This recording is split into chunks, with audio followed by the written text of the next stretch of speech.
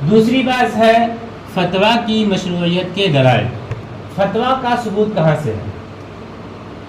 تو قرآن، حدیث، اجماع اور قیاس، ان چاروں دلائل سے فتویٰ دینے کا ثبوت ملتا ہے۔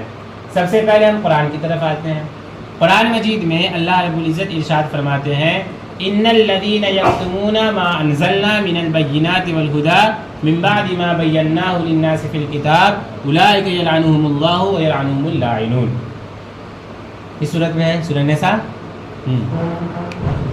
سورہ بقرہ میں ہے کہ جو لوگ چھپاتے ہیں ان آیتوں کو، ان مضامین کو جو ہم نے نازل کیا ہے، حالانکہ وہ مضامین کیا ہے؟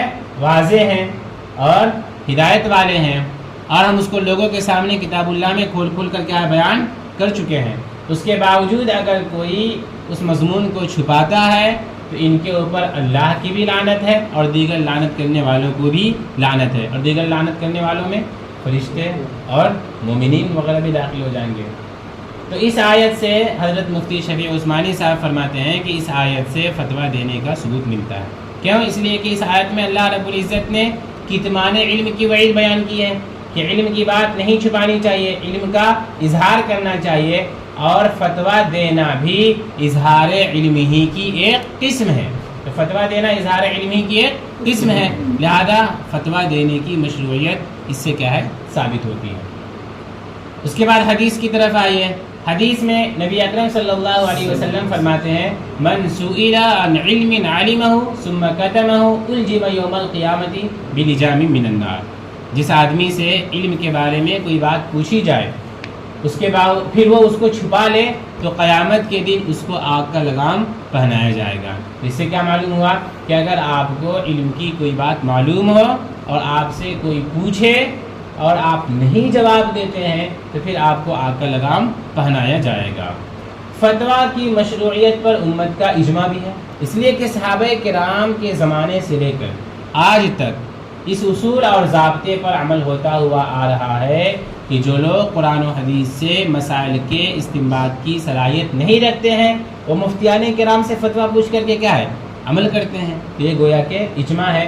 اور اس سلسلے میں حضرت مفتی اعظم عارف باللہ حضرت مولانا مفتی عزیز الرحمن صاحب فرماتے ہیں کہ مفتیان کرام کی جماعت جن کو فقہ سے مناسبت تامہ ہوتی ہے ہر زمانے میں پائی گئی، اور عوام و خواص ہر ایک کا اس جماعت کی طرف رجوع عام رہا، اور یہ جماعت اپنے علمی رسوخ، خداداد صلاحیت اور مخصوص فہم کی وجہ سے اس کام میں ممتاز اور نمایاں رہی، اور اسے رات دن اسی کام کے ساتھ اشتغال رہا۔ تو گویا کہ ہر زمانے میں مفتیان کرام کی ایک جماعت پائی گئی ہے، اور ہر زمانے میں ایسے حضرات رہے ہیں جو قرآن و حدیث سے مسائل کے استنباط کی صلاحیت نہیں رکھتے تھے، اور وہ ان مفتیان کرام سے فتویٰ پوچھ کر عمل کرتے ہوئے آ رہے ہیں۔ تو گویا کہ فتویٰ کی مشروعیت اجماع سے بھی ثابت ہے۔ فتویٰ کی مشروعیت قیاس سے بھی ثابت ہے، اس لیے کہ آپ جانتے ہیں کہ شریعت کے مطابق زندگی گزارنا لازم ہے۔ شریعت کے مطابق زندگی گزارنا لازم ہے، اور شریعت کے مطابق زندگی کیسے گزاری جائے گی؟ جبکہ آپ شرعی اصول سے واقف ہوں، شرعی قواعد سے واقف ہو، شرعی احکام سے واقف ہو۔ اب ہر انسان کے اندر اتنی صلاحیت تو ہے نہیں کہ وہ بذات خود قرآن و حدیث سے مسائل کو مستنبط کر سکے۔ تو ایک طرف شریعت کے مطابق زندگی گزارنا لازم ہے، دوسری طرف زندگی گزارنے کے لیے شرعی احکام سے واقفیت ضروری ہے ہر انسان کے اندر، اور تیسری طرف ہر انسان کے اندر اتنی صلاحیت نہیں ہے کہ وہ بذات خود قرآن و حدیث سے مسائل کو مستنبط کر سکے۔ تو معلوم یہ ہوا کہ ایسی جماعت سے وہ رجوع کرے جو شرعی احکام سے واقف ہو، جنہیں فقہی احکام اور شرعی احکام معلوم ہو، اور یہ ان سے پوچھ کر کیا ہے اسی کے مطابق زندگی گزارتا رہے۔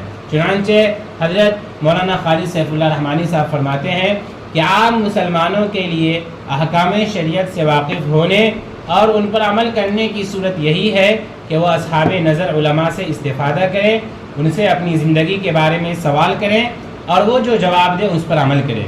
جیسے کہ مریض کے لیے ڈاکٹر سے رجوع کرنا اور اس کی رائے پر عمل کرنا ضروری ہے، ٹھیک اسی طرح عام مسلمانوں کے لیے احکام شریعت کو جاننے کے لیے ایسے علماء سے رجوع کرنا ضروری ہے، اور اسی میں ان کی دنیا اور آخرت کی بھلائی اور دین و ایمان کی حفاظت ہے۔ تو فتویٰ دینے کی مشروعیت قرآن سے بھی ثابت ہے، حدیث سے بھی ثابت ہے، اجماع سے بھی ثابت ہے اور قیاس سے بھی ثابت ہے۔